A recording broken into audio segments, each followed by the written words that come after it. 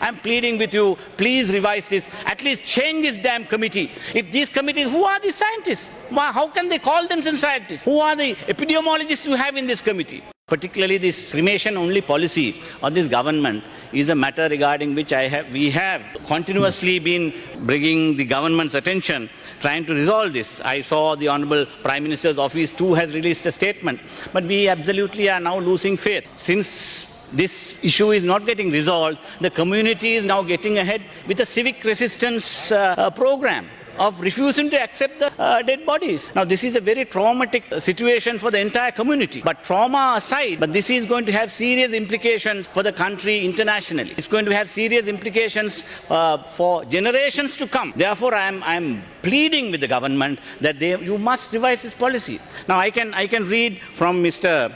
Honorable Tissa Vitarna. He is a renowned virologist. Now, he's not a normal virologist. He's a specialist in the field of bacteriology and virology. PhD in virology from the University of London, and he has served as the director of the Medical Research Institute.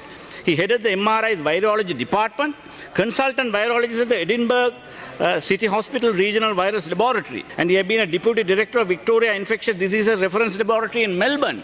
Now, such an important personality, what does he say? He says, we have experts in the field, but none of them has been called for discussions. On the other hand, this is a virus, but as far as I know, there were no virologists in the committees that were set up. When you are trained in a particular discipline, you get to know all aspects of it and be able to adapt to suit the problem. We should have made use of the trained personnel we have. But the idea that it should be done by people with connections is the kind of thinking we have. What does he say? Your own member of the government, one of the senior virologists, saying, who are these so-called specialists you have in this committee? People who are denying what is scientifically correct and what is scientifically accepted all over the world are living in cuckoo's world, in cuckoo's land, and they are prescribing solutions which is hurting the sentiments of one community in this country. For God's sake, I'm pleading with you, because this is a very serious matter. This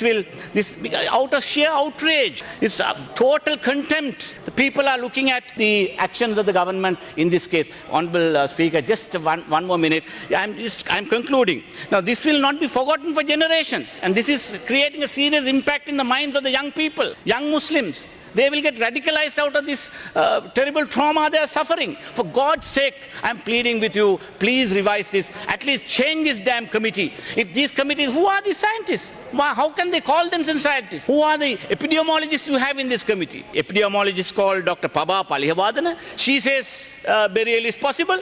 And there is also another senior epidemiologist, Dr. Nihal Abesinghe. The other day talked with Chamdita program. It very clearly says burial as an option is not objectionable, and that is accepted by the WHO, and that is correct. And with all these epidemiologists and virologists being outside the committee, there are some pseudo-scientists who have been appointed by this government who are holding the entire Muslim community to ransom and are making them suffer. Therefore, in the name of this country's unity and communal harmony, I'm pleading, please, for God's sake, do this. And in the meantime, I must say some of our members have been inveigled to vote with you on the 20th Amendment. I hope they will not bring them to shame by again going on voting with the government when the entire community is in such distrust and they are outraged, and this will be a disgraceful act if they continue to do so until this matter is resolved. Therefore, I plead once again